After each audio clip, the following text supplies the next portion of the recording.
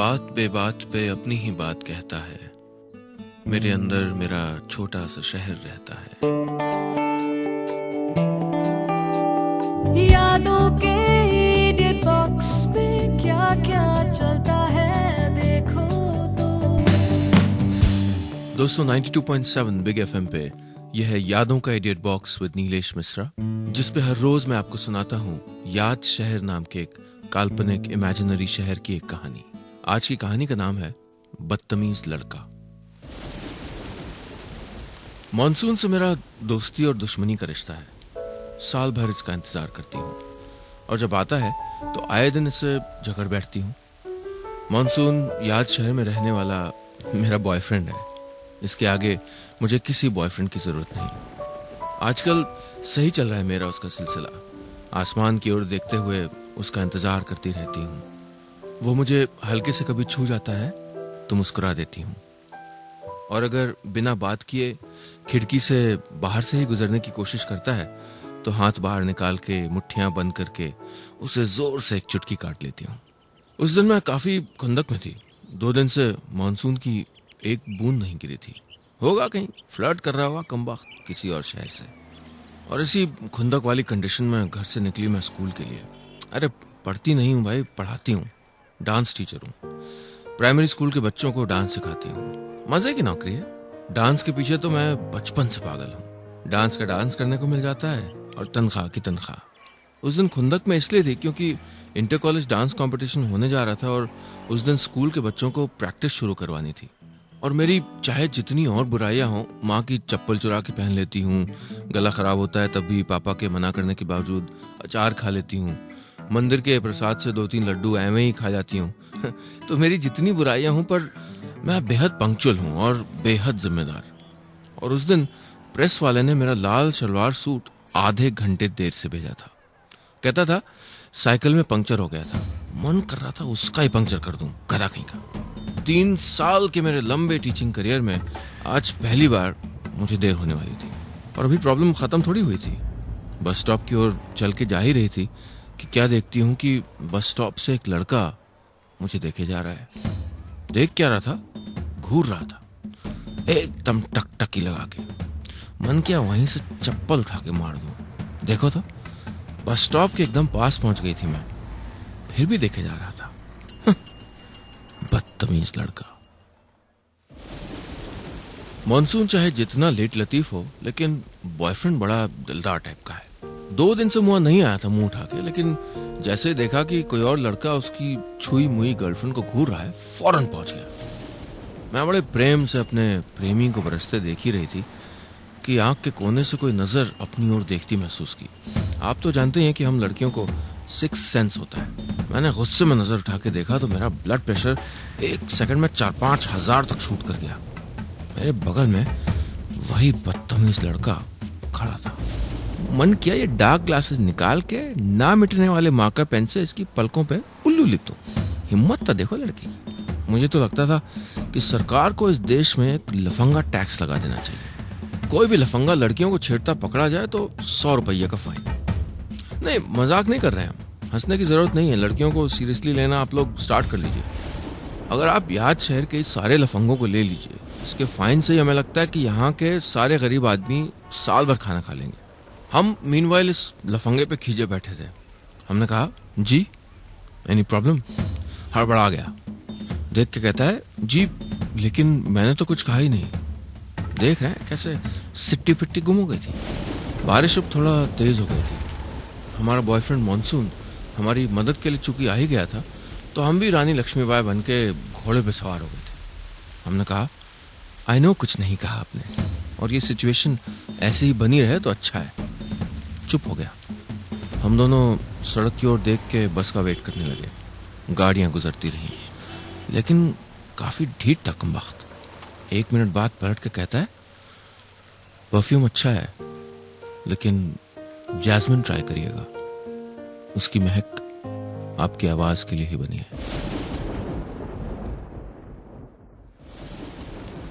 हिमाकत तो देखिए इस बदतमीज लड़के की। कहता है जैस्मिन फ्रेग्रेंस लगा लूं, इसके मुंह पे गोबर फ्रेग्रेंस ना लगा दूं। इस बार मैंने उसको घूरा। लेकिन और धमकाने का टाइम नहीं था, मेरी बस आ गई थी। वरना मुझे लगता है कि इस टाइप के लड़कों की खास ब्रीड होती है।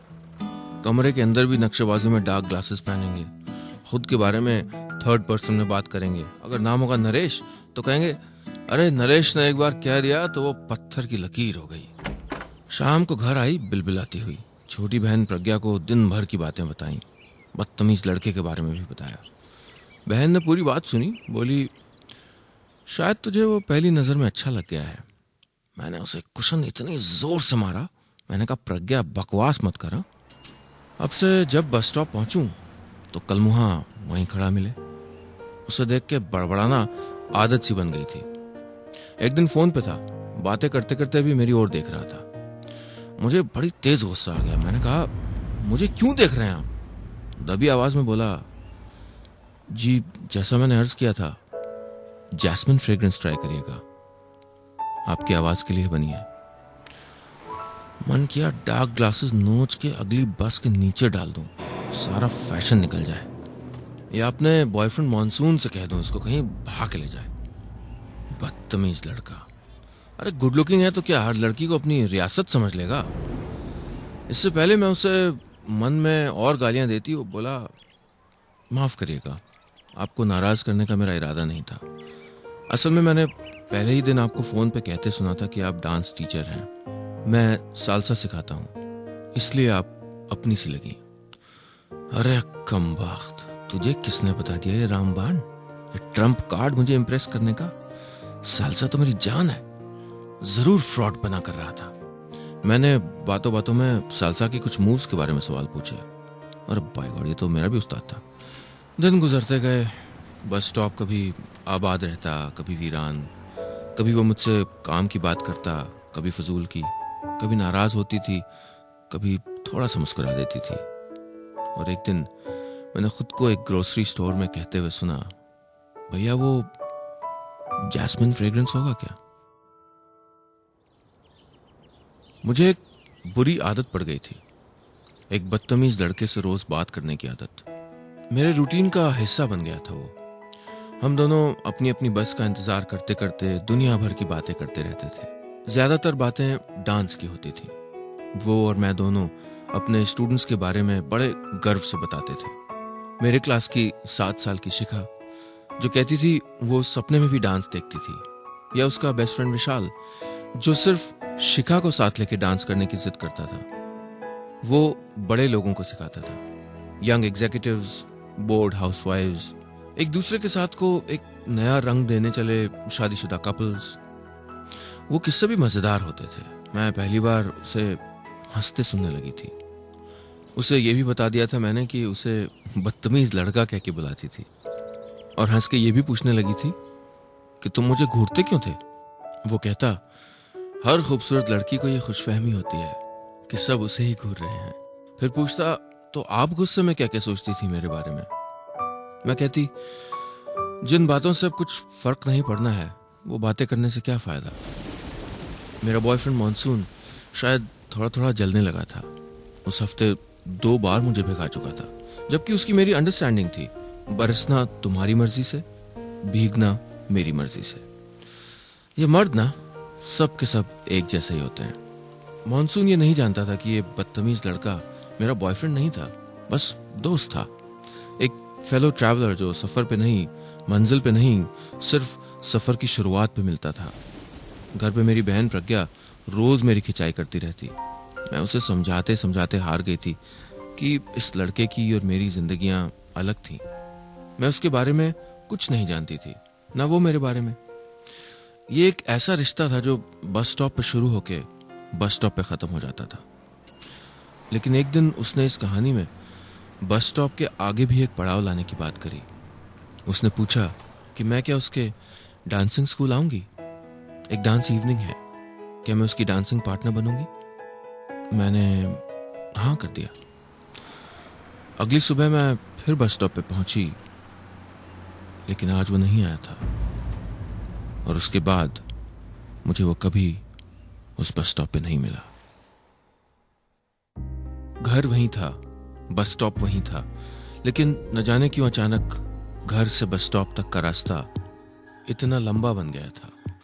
वक्त की पाबंद मैं नाश्ता करके निकलती, रोज की तरह तेज चलने की कोशिश करती, लेकिन पांव जिद पे अड़ जाते, जैसे मैं कैदी हूं और कोई अदृश्य इनविजिबल बेड़ियां मेरे पैरों में बंधी हूं, जैसे कह रही हूं क्या जल्दी है। एक बदतमीज लड़का वहां नहीं है अब। 5 दिन बीत गए थे। एक ऐसा लड़का जिसका नाम मुझे नहीं पता था, जिसकी जिंदगी के बारे में मुझे ज्यादा कुछ नहीं पता था। और क्या था वो? बस स्टॉप पे खड़ा बस एक लड़का। वो लड़का न जाने क्यों मुझे याद आ रहा था। जब कोई इंसान हमारी जिंदगी से गुम हो जाता है तब जाके पता चलता है कि अरे ये तो हमारे लिए जरूरी बन गया था।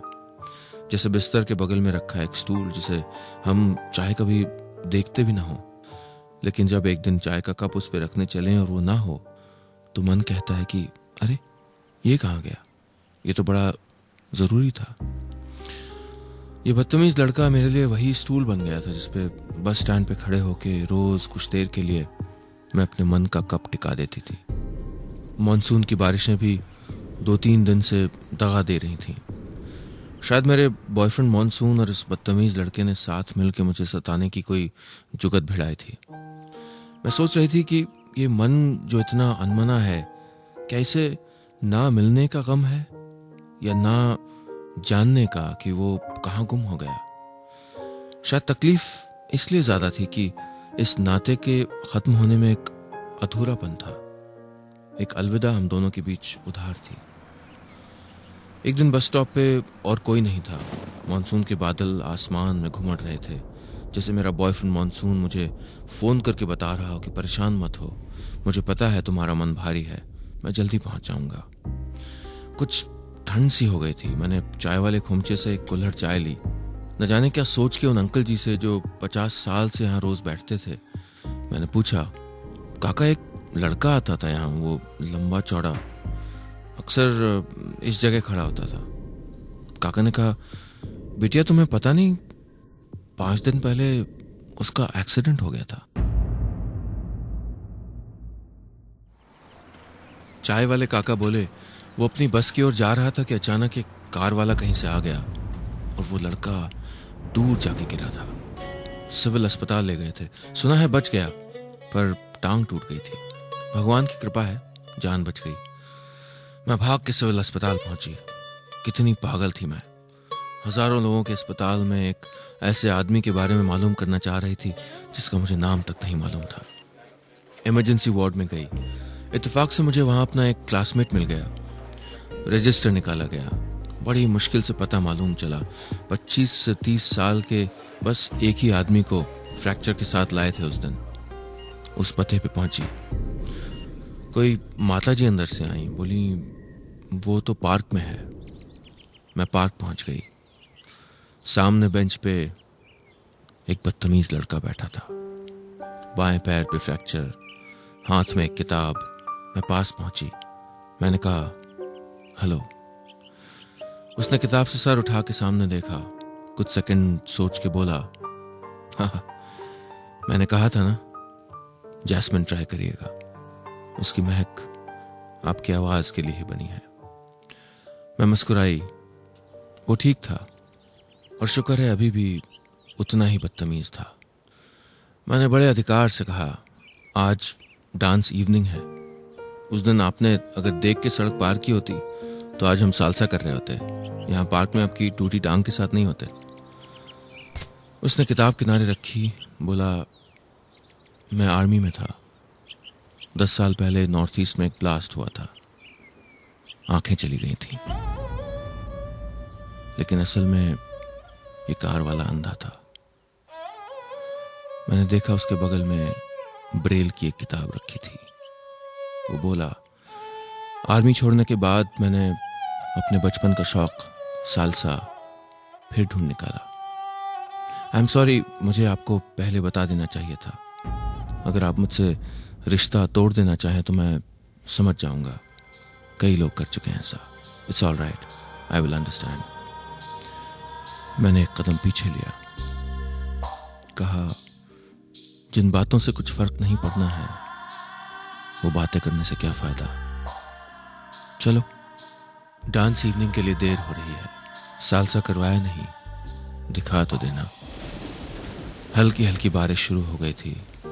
शायद मेरा बॉयफ्रेंड मानसून आखिरकार मेरे नए प्यार को और खूबसूरत बनाना सीख गया था। बस इतनी सी थी आज की कहानी।